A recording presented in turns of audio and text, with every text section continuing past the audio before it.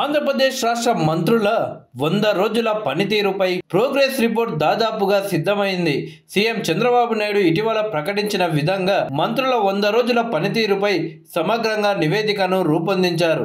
1-2 రోజుల్లో టీడీపీ ఎమ్మెల్యేలతో సీఎం సమావేశమై ఆయా జిల్లాల్లో మంత్రుల పనితీరుపై వారి అభిప్రాయాలను కూడా తీసుకొని ఫైనల్గా ప్రోగ్రెస్ రిపోర్ట్ను అందించాలి అని ఆయన యోచిస్తున్నట్లు చెబుతున్నారు.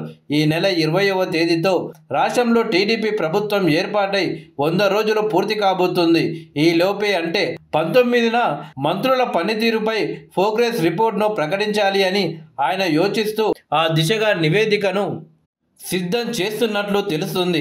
గత నెలలో జరిగిన మంత్రివర్గ సమావేశంలో ఇదే విషయాన్ని సీఎం చంద్రబాబు తన మంత్రివర్గ సహచరులకు సూచించారు.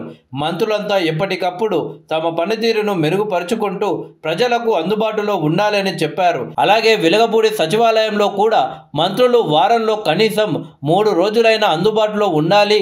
రాష్ట్ర నలుమూలల నుంచి వివిధ సమస్యలపై వచ్చే ప్రజలకు జవాబుదారీతనంగా ఉండాలి అని స్పష్టంగా చెబుతూ వస్తున్నారు.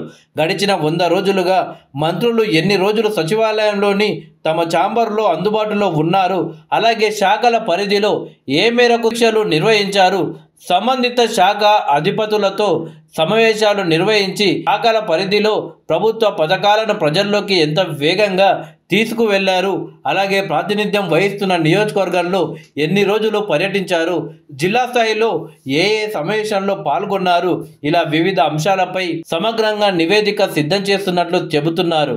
ముఖ్యమంత్రి చంద్రబాబు జూన్ 12వ తేదీ ప్రమాణ స్వీకారం చేశారు. అదే రోజు పూర్తిస్థాయి మంత్రివర్గాన్ని ఏర్పాటు చేయడంతో పాటు వారితో ప్రమాణ స్వీకారం కూడా చేయించారు. దీంతో సీఎం చంద్రబాబుతో పాటు కేబినెట్లోని మంత్రులందరికీ ఈ నెల 20తో 100 రోజులు పూర్తి కానుంది. ఈ నేపథ్యంలో గడిచిన 3 నెలల 10 రోజుల్లో మంత్రులు ఏ మేరకు రాణించారు, శాఖల పరిధిలో ఏ స్థాయిలో పట్టు సాధించారు, వారంతా ఏ స్థాయిలో ముందు వరుసలో ఉన్నారో స్పష్టంగా తెలియపరచడంతో పాటు వారిలో పోటీతత్వాన్ని మరింత పెంపొందించేలా సీఎం మంత్రులకు మార్కులు కేటాయించబోతున్నారు.